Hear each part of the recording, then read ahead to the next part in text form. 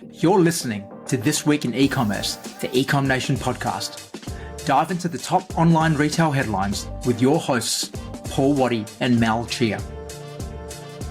Let's load up the cart. Hey everyone, Mal Chia here, back with episode 72 of This Week in E-commerce. Welcome back from the Australia Day long weekend. Hopefully some of you are back. Maybe some of you are still on vacation while you're listening to this. Either way, I hope you enjoyed the long weekend, which we get to celebrate every year, and we're able to spend some additional time with family. Now we are entering into the start of February, which I would call the unofficial start of the year if you're in Australia, as a lot of people generally seem to be wrapping up their holidays around now. So hopefully this will mean that retail will get a bit of a kick in the pants, and we'll start to see some sales coming through the door as the year starts heating up. Now, as we say goodbye to one holiday, we say hello to another, as by the time this episode drops, it will be Chinese New Year. So gong hee fa choi to anyone listening who is going to be celebrating Lunar New Year there. This is one of the big global celebrations, big cultural celebrations of the year, and a really significant time for people who follow this in a lot of countries around the world, with several billion people, well over 2 billion people around the world who see this holiday period will be celebrating, taking time off to meet with family, friends, eating a lot of really great food. And for those of you who do import from China, as you would probably already know, China will be shut down for a couple of weeks here as they celebrate, and a lot of people make their way across the country back home and then back again to work. But more and more, we're seeing this become very, very prominent in the retail calendar, with a lot of brands now taking part in this. Who could forget last year with Lululemon, who celebrated this with their special Michelle Yeoh collection. Now, they're not collaborating with Michelle Yeoh again, not that I saw anyway, but they are continuing to release a Lunar New Year collection, and also seeing that Burberry have had a very big campaign with Zhang Jingyi, who is one of the most notable Chinese actresses of the moment, with a major collection which they did with her, who is their global brand ambassador. And much closer to home, Allen's Lollies have released their Year of the Snakes Alive collection, which is really cool to see. As you can imagine, it is all red snakes, and I do have a packet sitting in my kitchen, which the kids are currently getting stuck into. And we're starting to see lots of really interesting snake designs this Lunar New Year. And the good thing about this celebration is that it's not just about the next couple of weeks. It will go all year round. So there's a lot of opportunity to celebrate that and to jump in on that with a lot of snake themed collections, which I expect to see around the place, which is a really great thing for retail as we start to see more and more cultural diversity in what is out there at the moment, with a lot of retailers starting to participate in different cultural events, not just necessarily the ones of their home country, but also of the people who live there, who've migrated there from around the world. So Lunar New Year, like we talked about before, but also other ones like Diwali, starting to increase in prominence as well, and other cultures also having their events being featured through marketing, but also through products and collections as well, like Eid, which G'd Up recently promoted last year in their marketing campaigns as being big supporters of that. But what we are seeing in other parts of the world, though, such as in the US, Target infamously in the last week have recently scaled back their DEI initiatives, which is a direct response to the new Trump administration, which is a bit of a shame to see a major retailer like that decide to cut those sort of initiatives despite being a private company. So while they have said that they are continuing to support belongingness and inclusion, they won't do it through formal initiatives. So that's prompted a bit of a backlash. So hopefully we don't see similar moves here in Australia, and we see retailers continue to support DEI initiatives, quite openly. I hope. All right, we're going to move into our first big story of the day, which is about Puma and Adidas. So some significant moves, and both from two different sides of the coin, same but different, I would say, where Puma have recently announced that they will be undertaking a comprehensive efficiency program, which is named Next Level. Now, that's a very cringy name, so I won't really go too much into calling an efficiency program Next Level, but it does come off the back of the fact that their Q4 results were far below expectations. In particular, they saw that their sales, while their total sales grew by 4.4% in the last year, they did see a similar EBIT coming in at 7.1%, and their net profit was actually decreased from 282 million euros to was down from 305 million euros to 282 million euros in the last year. So disappointing results from them, and the CEO coming out, Arnie Front, coming in and saying that this is far below expectations and they were simply not satisfied with this. So what they're going to be doing is undertaking a pretty significant cost-cutting program. Let's call it what it is. It's all about cost cutting, and looking to redirect resources from into places where there's going to be a more direct result. So looking to optimize what their direct and indirect costs are, reallocating them to other parts of the business, which will drive better growth and better profitability. So in particular, they're looking to increase by 2027 their EBIT to 8.7. Now, at the same time, though, Adidas are also looking at their own restructuring. Now, there are talks there of their job cuts of up to 500 positions at Adidas HQ. And again, this is in line with the fact that they don't feel that the profit's there, but also more importantly, from Adidas's point of view, is that they are looking to simplify their operating model. So they feel that their business has become too complex, particularly in this day and age, and they aren't able to be nimble anymore. So they do need to reduce some of that complexity in that model. Now, if that sounds familiar, to me, that sounds a lot like what they were trying to do at Nike a few years back. So when Nike's previous CEO took over, he wanted to make things more efficient. So centralizing a lot of functions. So getting rid of sport-specific functions, moving it into just one organization, which will look after men's, women's, and kids, rather than having a basketball division, soccer division, football division, tennis division, etc. They look to just make it men's, women's, and kids. And we obviously saw what happened there, as long-time listeners of this podcast would have heard.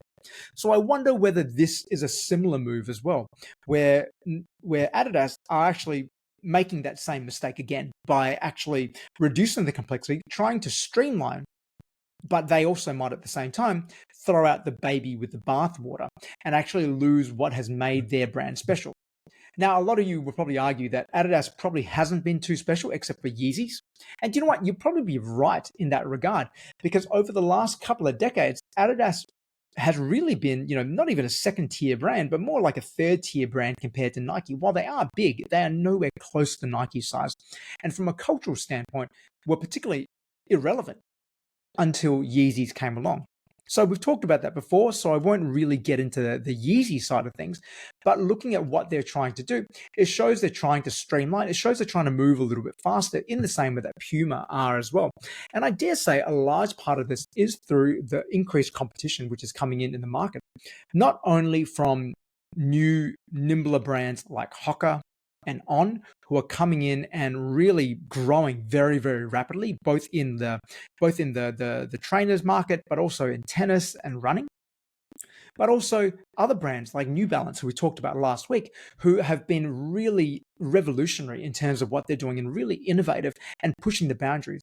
Whereas some of these other brands like Adidas and Puma perhaps have been a little bit slow with the uptake and not really moving as progressively as they could have in that regard.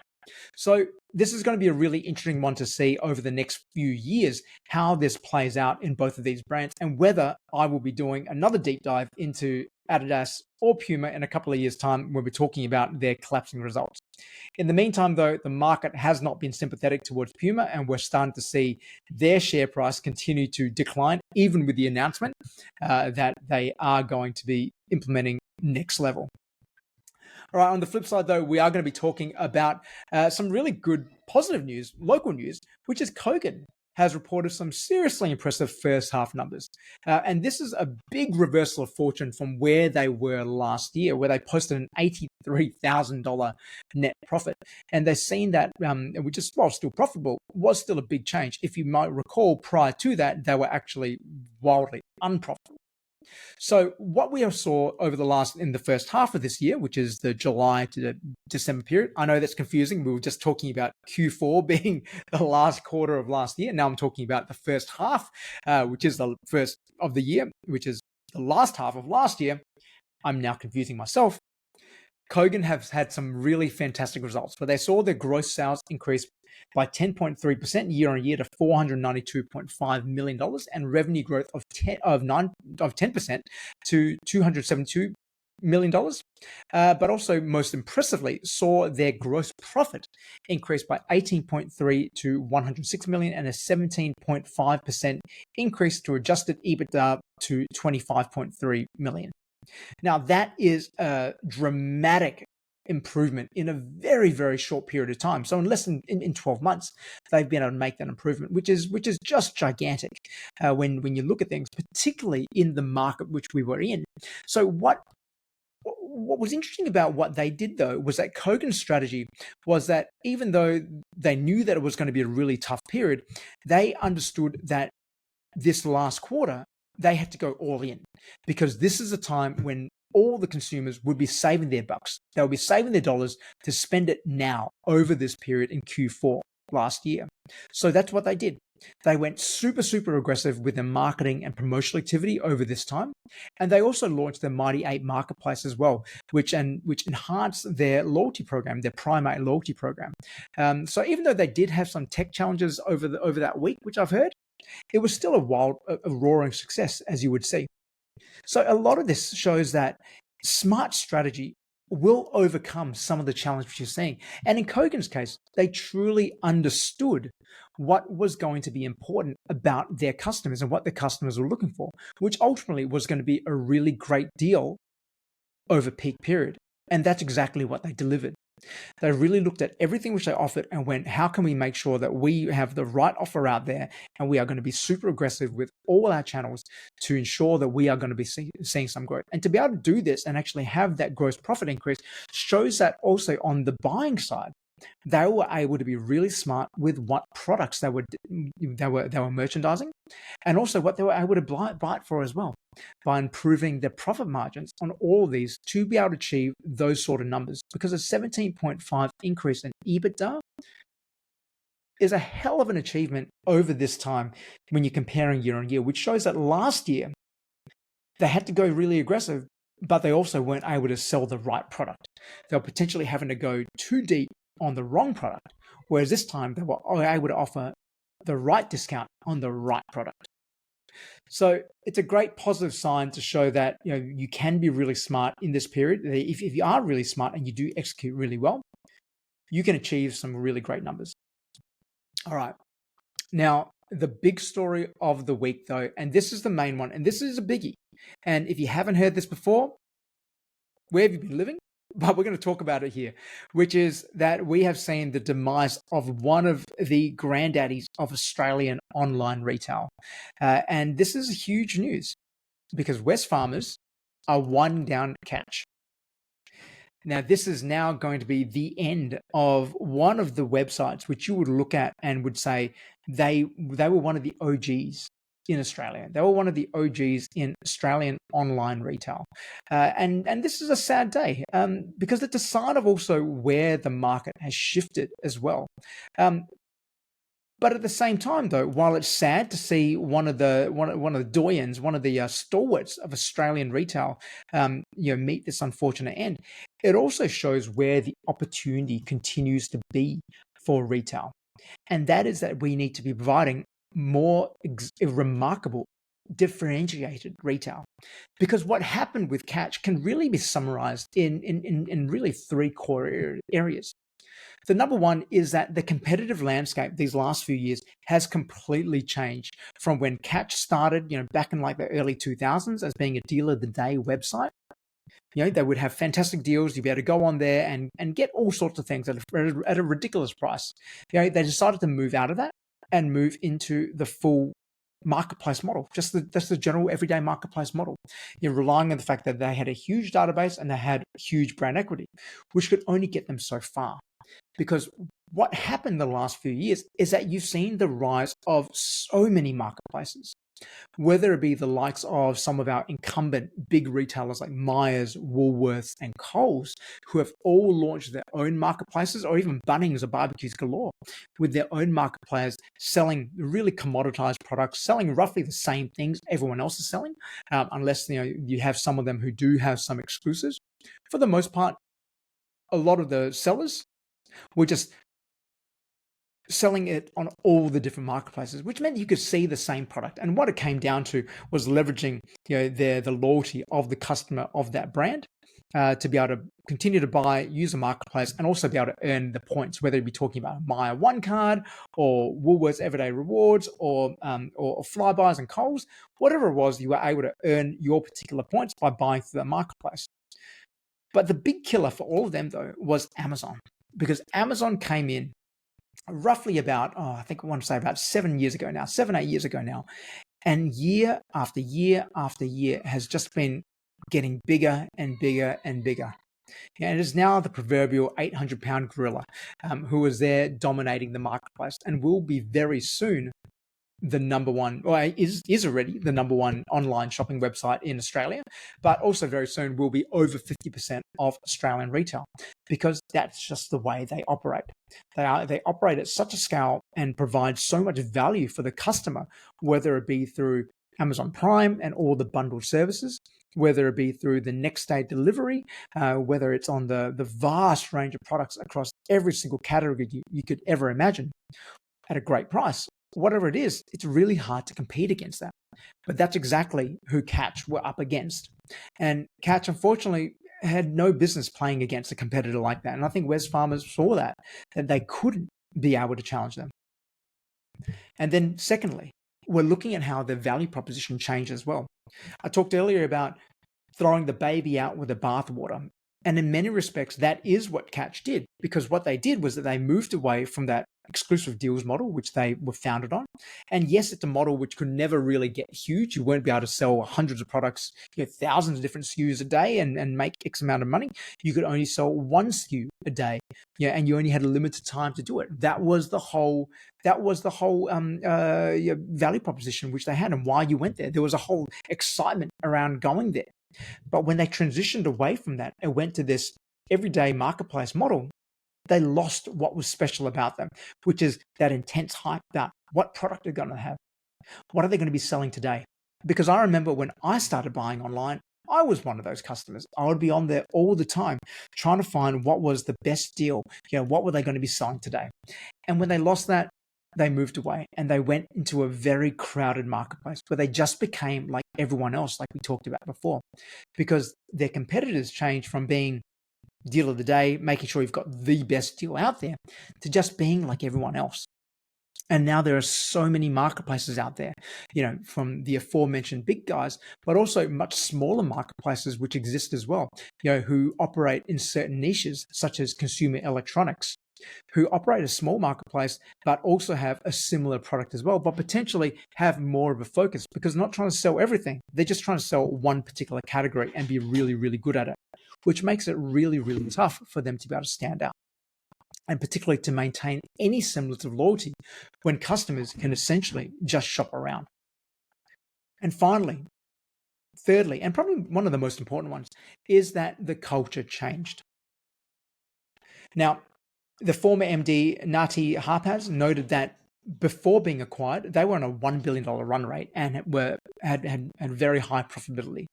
Now, obviously, this has completely changed now, which is why Wesfarmers are looking to get rid of Catch, because for the last several years, Catch has been a drain on their books, because Catch has been a significant loss maker when you looked at their books, which is obviously dragging down their share price. So Wesfarmers, while they said they didn't want to change anything about the business, also may not have actually understood what they were actually buying as well.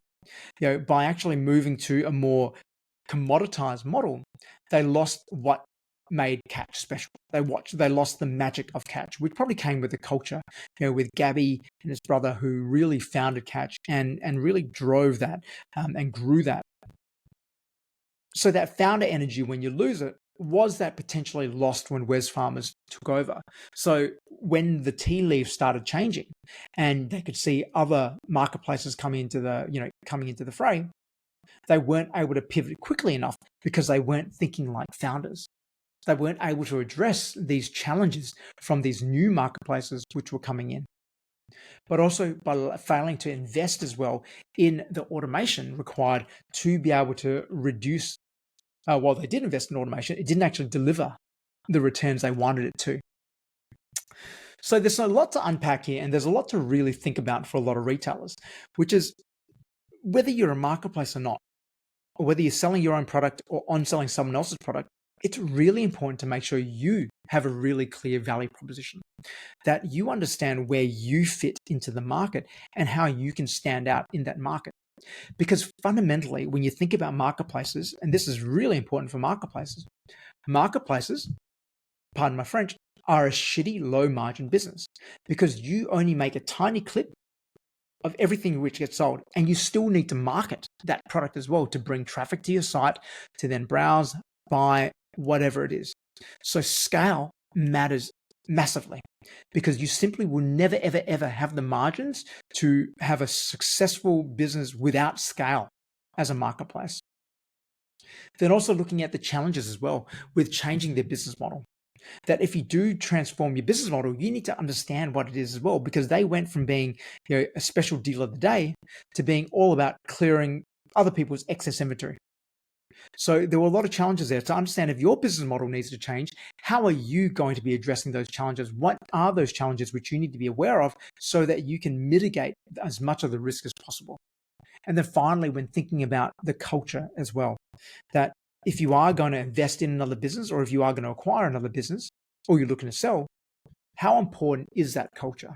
But also in your own business, does everyone in your business have the same culture? Do they all buy in to your company culture? And are they actually able to help grow the business with you, rather than being working at odds with you? So that's it for this episode. One final thing which I will leave you with, though, is that SimilarWeb have released their fastest growing websites in Australia. And this is a bit of it pains me to say that the fastest growing website, not just retail website in Australia, is Temu in 2024. So I'm going to dig into that one a little bit more with Paul later this week when we record episode 73. But in the meantime, as we head into Chinese New Year, the Lunar New Year, everyone, be safe out there. Enjoy yourselves. Enjoy the celebrations if you are going to be celebrating Lunar New Year. And whether you're running a small online store or a major retail operation, make sure that you do stay focused on the ball. Don't get distracted. Make sure you've got a really clear value proposition. And we'll see you next week. Don't forget to subscribe wherever you get your podcast, and also make sure you follow us on LinkedIn and leave some comments. We'd love to hear from you as well. So in the meantime, keep selling, keep innovating, and keep growing.